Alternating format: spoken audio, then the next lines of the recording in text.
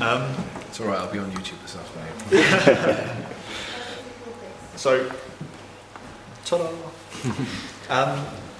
It's in principle the same as that desk was.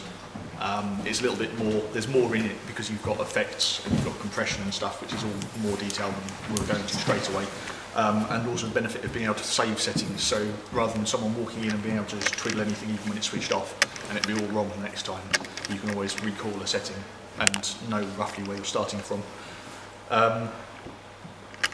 Things like the Linton mic and your radio mics, you'll probably find once they're set, they're pretty much set, you can hand it to anyone and it'll do the job. But the music groups side of things is where it gets a little bit more complicated, with mixing like individual sounds of the instruments and balancing them against each other. So I know you have practiced before services.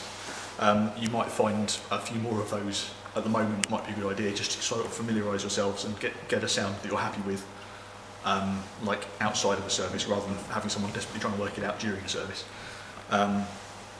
So if I run through how to like work one channel, obviously that then basically applies to most of the desk.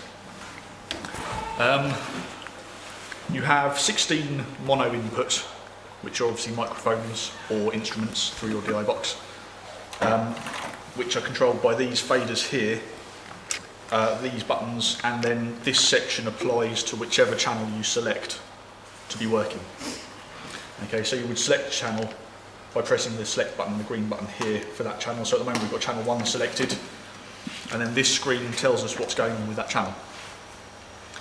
Okay. The first time you ever plug in a mic, what you'd want to do with it is you'd plug it in, select the channel, and then you want to solo it, some people call it. It's a pre-fade listen, which you select with the button there, and that's to check your input level. What I should really do is get a microphone. Hang on a second. Do you want me to go and... I'll just grab the radio microphone. I've got one right here. Oh yeah. Excellent. Here's one mark prepared. It's the flute one, but it still works. Yeah. Thank you.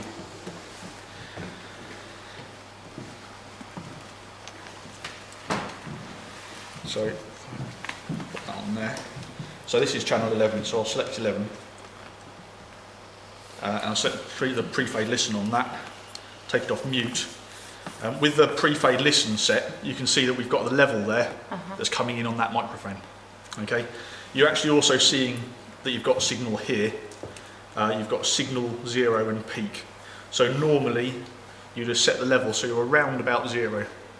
That's a nice strong signal, which you adjust using the gain, which is just like you had the red control at the top of that desk.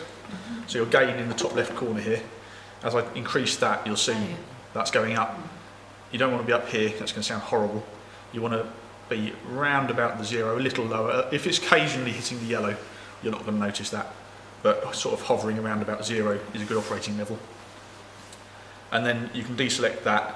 If there's no PFLs selected there, then what you see here is what's coming out of the left-right mix, which to be honest bears little relevance to anything. You just would judge that by how loud it is.